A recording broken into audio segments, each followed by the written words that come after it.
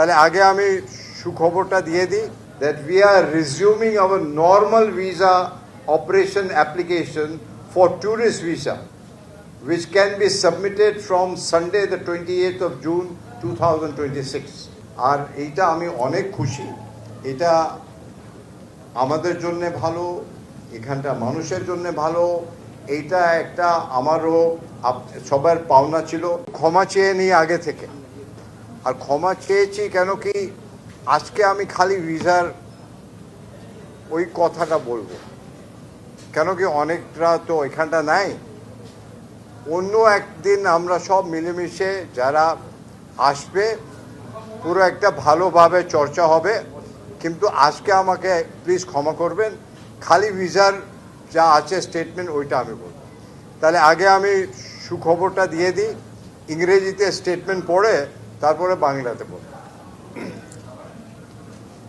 So সবাইকে প্রীতি শুভেচ্ছা ভালোবাসা আর good afternoon I called on the Honorable President of Bangladesh and presented my credential today. I am coming straight to the Indian Visa Application Center from the Honorable Rashtrapati's premises, straight after presenting my credential to the Honorable Rashtrapati. I have come here to inspect the operations. It is heartening to see such a large footfall of people here at IVAC. এবার আসল জিনিস আপনাকে বলি I am very happy to announce that we are resuming our normal visa applications for tourist visas which can be submitted from 28th of June 2026 আবার আমি পড়ি that I am very happy to announce that we are resuming our normal visa operation application for tourist visa which can be submitted from Sunday the 28th of June 2026 we will continue to facilitate medical visas in urgent cases on humanitarian consideration and grounds. Visa application continues to be issued through the 5 visa center. Ekhuni it is from 5.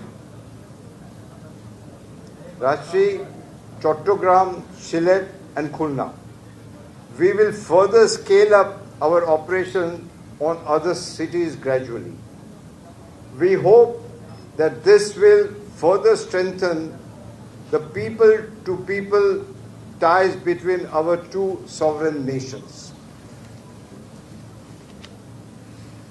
আমি দেখতেই পাচ্ছেন যে সোজা এসছি honourable প্রেসিডেন্টকে আমার যা credential আজকে ওনাকে দিলাম গ্রহণ করলেন উনি I am grateful to honourable president and the people of Bangladesh যে আজকে আমি খুবই প্রাউড মনে করছি যে আজকে বাংলাদেশে আমি ইন্ডিয়ার হাই কমিশন হিসেবে আজ থেকে আমার কাজটা আরম্ভ হল যখন বর্ডারে আপনার সঙ্গে মুখোমুখি হয়েছিল ওই সময় সবচেয়ে প্রথম প্রশ্ন আমাকে যা জিজ্ঞেস করেছিল ওই প্রশ্নটা ছিল ভিসার কি হবে ওই জিনিসটা আমার মাথায় ছিল আর আবার মাথায় ঢুকলো যে ভিসা সবচেয়ে ইম্পর্টেন্ট কেন মানুষের সমস্যা আর ইম্পর্টেন্ট হচ্ছে মেডিকেল তাই জন্য আজকে প্রথমে আমি পুরো ঘুরে দেখলাম আর খুবই ভালো লাগলো যে অনেকদের সঙ্গে আমার একটা ডিসকাশন হলো ওদের কি সমস্যা আছে অনেক বাচ্চারাও এসেছিলেন আমি খুবই খুশি যে ওদের সঙ্গে একটা ভালো একটা যাকে বলে ডিসকাশন হলো ওরাও অনেক সাজেশন দিল ওই সাজেশনটা আমি আমাদের অফিসারকে বললাম যে এটা ভালো সাজেশন অনেক বাচ্চারা আসে বাচ্চার জন্য একটা আলাদা ঘর দরকার